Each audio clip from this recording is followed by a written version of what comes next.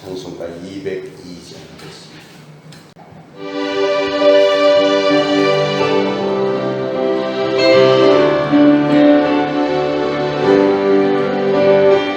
하나님 아버지 주신 죄를 귀하고 중하신 말씀이시오.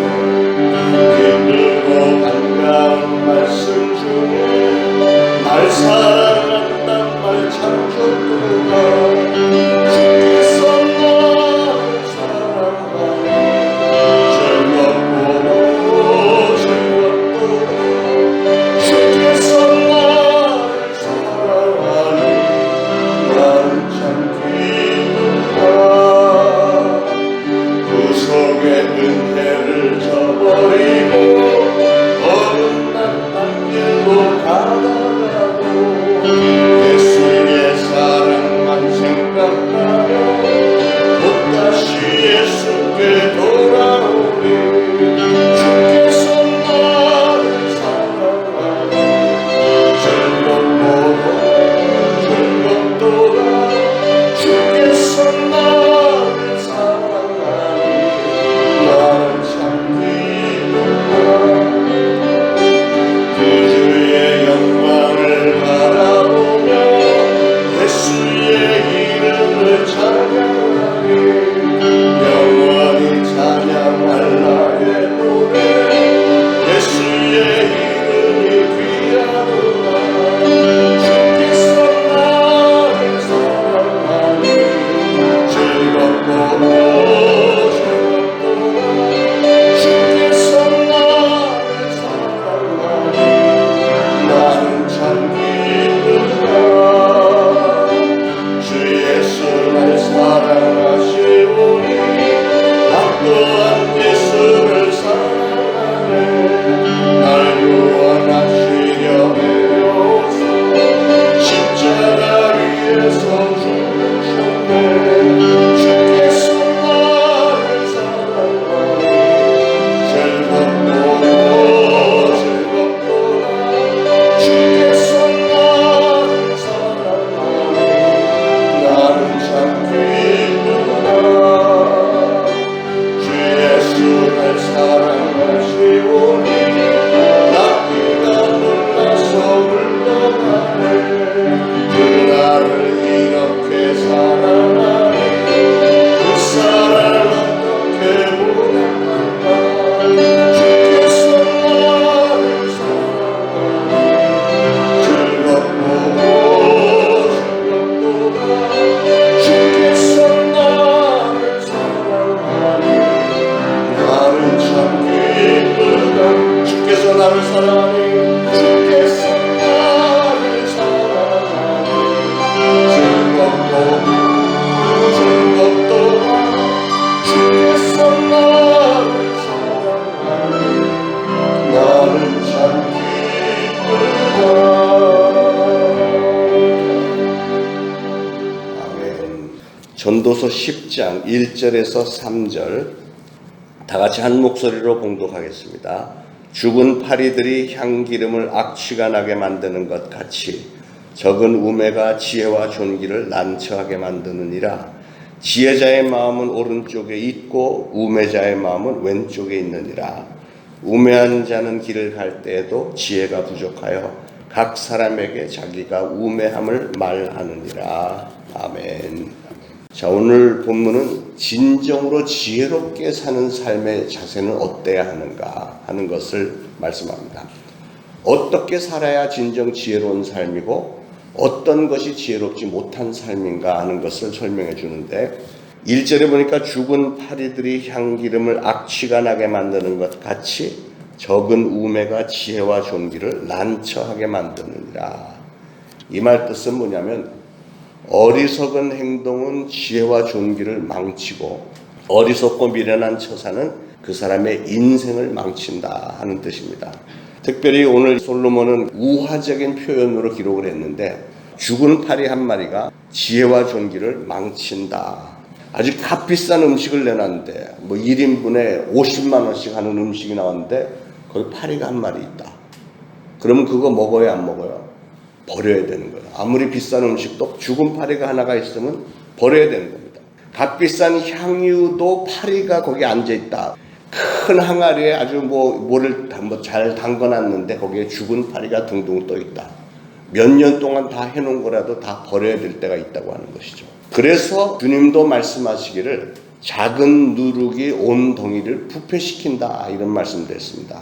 지극히 작은 인간의 허물이나 죄, 실수한 것들, 이것이 그 사람의 인생을 파멸시킬 수 있다는 얘기예요. 10년, 20년 쌓아올린 그런 공든 탑도 단 한 번의 실수로 그냥 무너져 버릴 수 있습니다.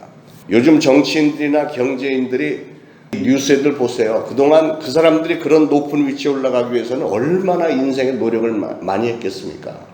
어릴 때부터 공부도 열심히 했고 고시원에 들어가서 몇 년 동안 파고 공부하고 법 공부하고 사법고시 패스하고 그것도 정계에서 또 이런 사법계에서 인정을 받기까지 죽어라고 해서 높은 자리에 올라갔는데 말 한마디 잘못했다고 그냥 잘리잖아요. 그냥 퇴직하고 그냥 넘어가지 않습니까?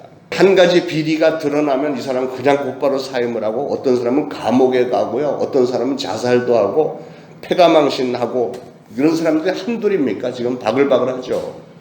그런데 생각해보면 이게 얼마나 억울한 일입니까? 얼마나 원통한 일이에요. 평생을 그게 되기 위해서 그렇게 노력을 했는데 조그만 실수 하나, 대단한 것도 아니에요. 조그만 말 한 번 실수, 한 번 행동 잘못으로 인해서 그냥 잘려나갑니다.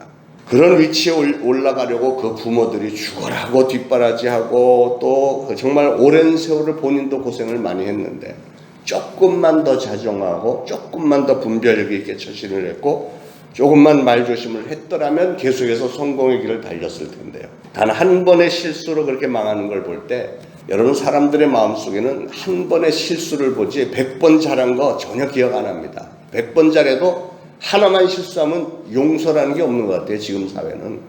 자기들은 똑같은 일을 해도 자기들은 걸리지 않았기 때문에 괜찮았고 걸린 사람은 가차없이 그냥 날아갑니다. 그래서 이런 걸 볼 때 오늘 이 전도서 말씀이 얼마나 공감이 가는 말씀입니까? 그래서 우리가 인생을 사는 거를 마치 살얼음을 걷는 듯이 조심조심 살려는 거예요. 말하는 거, 생각하는 거, 행동하는 거를.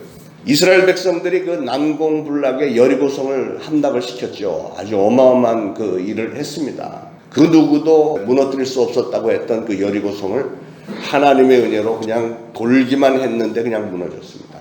그런데 그 다음번 전쟁, 아이성인데 조그만 성입니다. 인구도 몇 안 되는. 그들에게 가서는 무참하게 패배했습니다. 패배한 원인을 보니까 아간이라는 사람 하나가 전리품 가운데서 지극히 조그만 거를 숨겼기 때문이잖아요. 요즘처럼 몇억, 몇십억을 해먹은 것도 아니고 단지 외투 한 벌, 은 200세겔, 금 50세겔을 훔쳐서 자기 장막에 가둔 것 뿐이에요. 요즘으로 하면은 그저 1,000만 원 정도 했을까? 그런데 이스라엘이 전쟁에서 그렇게 참 무참하게 패배한 원인이 바로 이 아간 한 사람의 범죄 때문에 하나님이 그걸 좋지 않게 여기셨다는 겁니다. 불순종했다는 것이죠. 죽어서 썩은 파리 한 마리 때문에 그 물 잘 길어놓은 그 물을 다 버려야 했다는 거예요. 이건 개인의 문제도 마찬가지고 공동체도 마찬가지입니다. 죽어서 썩은 파리 같은 사건 하나 때문에 집안이 쑥대밭이 되고 교회도 시끄러울 수 있습니다. 오늘날 우리나라의 코로나 사태를 조금 돌아보면 지금은 갑자기 교회에서 예배를 제외한 모든 모임, 이렇게 구역 예배는 물론이고 둘러앉아서 식사하고 이런 거 절대 안 된다고 하잖아요. 근데 어떻게 보면 교회들이 자초한 거이기도 해요. 좀 조심 좀 하지. 조심 좀 했더라면 좋았는데.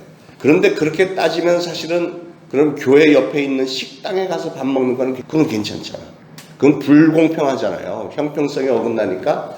그래서 이건 종교 탄압이 되는 거예요. 교회들만 그렇게 안 된다고 하는 거는 제가 왜 이 말씀드려요? 이렇게 거슬러 올라가면 왜 전 국민의 시선이 교회에 집중됐냐면 신천지 때문에 그렇잖아요. 초창기에 신천지 사람들이 그 우한에 가서 그 얻어갖고 와서 여기 쫙 대구에 퍼뜨리고 한 것 때문에 발단이 됐는데 만약에 그 중에 한 사람이 여기 들어와서 앉았다. 그럼 우리 교인들 절반 이상은 곧바로 걸린다고 봐야 됩니다. 한 명 때문에 이렇게 교회가 문을 닫고 한 교회만 문을 닫는 게 아니고 수백, 수천, 수만, 5만 5천 개나 되는 교회가 잘못하면 문을 닫아야 되는 그런 상황. 죽어서 썩은 죄악 하나 때문에 사람의 심령 속에서 고뇌가 떠나질 않는 사람들도 있어요.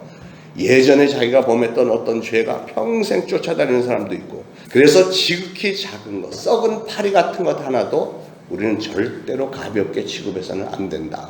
굉장히 중요한 교훈인 것 같아요, 인생에. 두 번째로는 2절인데, 지혜자의 마음은 오른쪽에 있고 우매자의 마음은 왼쪽에 있느니라. 오른쪽과 왼쪽을 구분을 했어요. 마태복음 25장에 양과 염소의 비유가 나오는데, 오른쪽에 있는 사람을 양이라고 불렀고 왼쪽에 있는 사람을 염소라고 불렀습니다. 그리고 하나님은 오른쪽에 있는 양들에게 축복하고 칭찬을 하는 대목이 나오죠.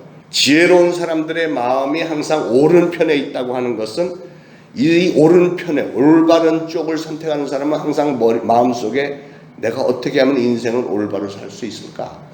내가 인생을 하나님의 뜻에 맞춰서 올바르게 살려고 하는 이런 마음으로 가득 차 있는 그런 사람들이 결국은 오른편의 양들이 된다는 겁니다. 그러나 우매자, 지혜롭지 못한 자는 항상 왼쪽에다가 그들의 마음을 두고 있대. 오른편은 바른 쪽으로 가는 삶이 있는가 하면 그거를 비판하면서 나는 일로 갈 거야 하면서 자꾸 왠지 모르게 삐딱한 길을 타는 사람들이 있다는 것이죠. 그런데 그런 심리가 왜 이러냐면, 어떻게 해서 이 기회를 봐서 내 이익을 챙길까? 어떻게 하면 내 부정을 합리화를 시킬 수 있을까? 그래서 어떤 경우는 권력을 잡고 나면 헌법을 개조해 가면서까지, 또는 정책을 자꾸 바꿔가면서까지 자기 편 사람들의 이익을 챙길까? 이런 것만 고심하는 이런 그 모습이 그 왼편 사람들이라는 겁니다. 사랑하는 여러분, 저나 여러분은 항상 그래서 정당한 길을 선택하고 하나님이 기뻐하시는 길을 선택을 하시기를 축원합니다. 자, 세 번째로 3절에 우매한 자는 길을 갈 때도 지혜가 부족하여 각 사람에게 자기가 우매함을 말하느니라. 이게 무슨 뜻일까요? 기가 막힌 표현 같아요. 무슨 말이냐면, 자기 입을 통해서 얘기하는 중에 자기가 얼마나 우매한 사람인지를 드러난다는 거예요. 차라리 가만히 있으면 이 사람이 그냥 외모만 보고 사람들이 이렇게 할 텐데, 자꾸 말을 하니까 그 속에 아무것도 들어있지 않은 것, 틀린 생각들이 자꾸 입에서 나오니까 길 가다가도 우매함이 드러난다는 겁니다. 말하기 좋아하고 나서기를 너무 좋아하기 때문에 미련한 것이 자꾸 드러난다는 거예요. 그 이유는 이래요. 사람들이 왜 자꾸 말을 할까? 사람이 말하기를 좋아하고 나서기를 좋아하는 이유, 첫째, 자제력이 없어서 그렇습니다. 자제력이 없어서. 부모들이 우리 자라면서 말을 하지 마라, 말을 삼가라, 이걸 얼마나 많이 했어요. 인격이라고 하는 것은 뭐냐면 말을 자제할 줄 안다는 뜻이 포함되어 있는 거예요. 진정한 인격자는 대화를 중에 남들이 막 얘기를 할 때도 듣기만 하지 굳이 이렇게 나서서 얘기하지 않습니다. 인격과 수양을 높이 쌓아올린 사람일수록 자기를 조절할 수 있는 능력을 가지게 되는 거예요. 그러나 어리석은 사람은 그런 자제력이 없기 때문에 아무 데서나 하고 싶은 얘기 다 하고, 아무 데서나 막 화를 내고, 그냥 아무 데서나 사람들하고 다투고 막 이렇게 합니다. 그래서 미련하고 어리석음이 드러나게 되는 거예요. 자제력이 없어서. 자, 사람이 말하기를 좋아하고 나서기를 좋아하는 둘째 이유는 생각이 깊지 못하니까 말이 먼저 나오는 거예요. 그 사람은 하나만 알지 둘은 모르는 사람입니다. 생각하기 전에 행동부터 해버리는 사람들이 있어요. 그래서 누군가 이랬죠. 하나님이 우리에게 귀를 2개를 주셨는데 입은 왜 하나만 주셨을까?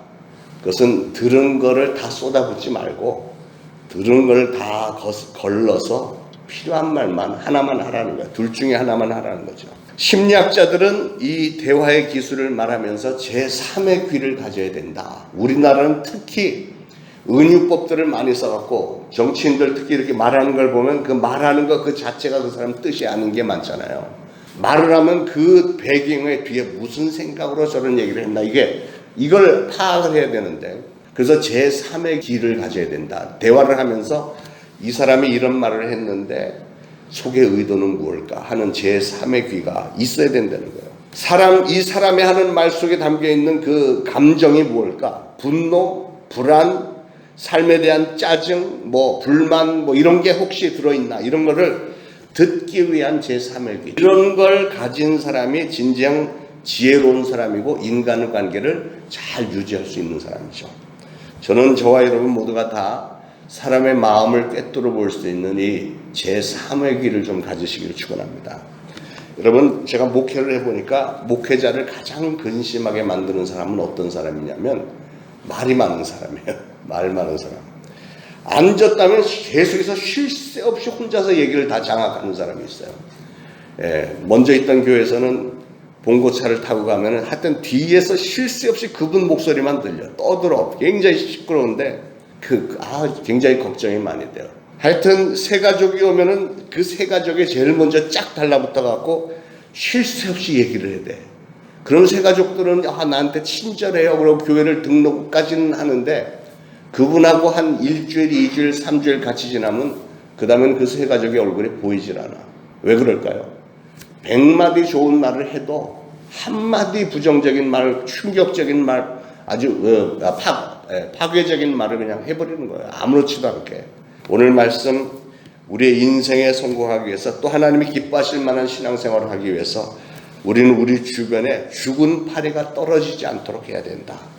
그리고 또 항상 옳은 편, 우리 하나님의 뜻에 합당한 편, 하나님의 관점에서 늘 세상을 보아야 되겠고요. 올바른 가치관과 올바른 신앙과 올바른 삶의 목적을 가지고 우리의 언어와 행동 표현을 신중하게 하시는 저와 여러분들 되시기를 축원합니다.